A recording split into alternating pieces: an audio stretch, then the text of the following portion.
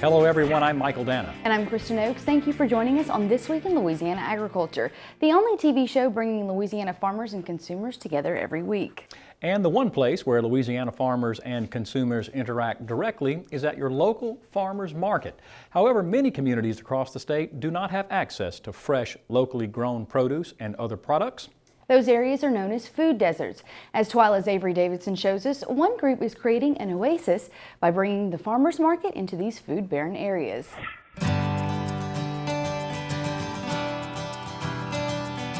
You know, this is about the greenest desert I think I've ever been in. The community of Scotlandville in North Baton Rouge is classified as a food desert. And here at the Scotlandville Branch Library, well, it's a great place to go if you're hungry for knowledge. But at least one day a week, you can come here if you're just hungry. So, Ms. Emily, I have two types of kale today. Lisa Gray is the manager of the Red Stick Mobile Farmers Market. You can see how fresh it is. It's a job she took in May of last year when the Big River Economic and Agricultural Development Alliance, better known as BREDA, received a grant to start a farmers market on wheels. It's easy to see why this is personal for Gray.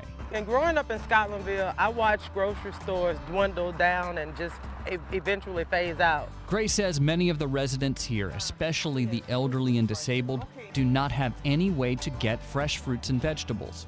That's why Julia Netter rarely misses the Red Stick Mobile Farmers Market. We don't have grocery stores here where you can go and get fresh vegetables at a reasonable price. There's no grocery stores to shop. Renita Marshall works nearby at Southern University. On this trip, she's picking up kale, zucchini and squash, cabbage, and spinach. This market is great because you're able to get fresh fruits and vegetables in an area that doesn't offer those types of vegetables. And then it's Louisiana grown food. Copper Alvarez is the executive director of BREDA. She says a market like this goes beyond providing food. It creates connections. The connection is what it's all about. And we work really hard on days when we're not at the market, but it's because when we're at the market, it is such a energizing and inspirational thing for us to really talk to people who are cooking locally and thinking about trying new ingredients.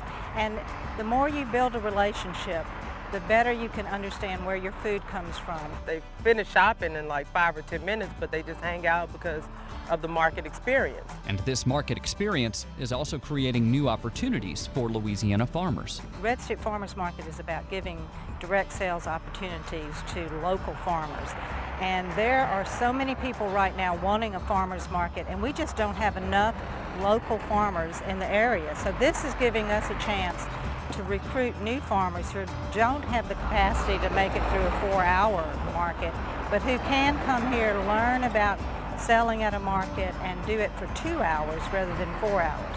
The Red Stick Mobile Farmers Market is getting around quite a bit. After the market shuts down at the Scotlandville Library on Wednesdays, it moves over to Star Hill Church on North Foster Drive in Baton Rouge from 12:30 until 2.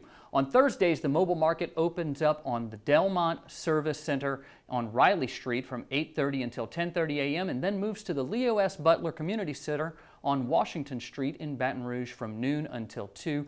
And Mike, Kristen, it really is sort of a hearkening back to the way things used to be, because I spoke with Lisa and she told me that she remembers being at her grandmother's and a guy going around the neighborhood, ringing a bell, going out with a loudspeaker and saying, "Hey, I've got fish, I've got vegetables, come out and buy them." And Lisa would have to run out, stop him so her grandmother could buy what she wanted. It's almost like an ice cream man for adults, but you know, and I think it's hard for a lot of consumers to believe that there are areas that do not have a grocery store. I mean, you know, we don't think about that in this day and age, but they are obviously doing a lot of good work, and it's a good thing it's mobile because there's a big area to cover. There's a lot of area to cover, and a lot of people don't realize that these are very urban areas. These are not places out in the sticks where you would expect there's no grocery store.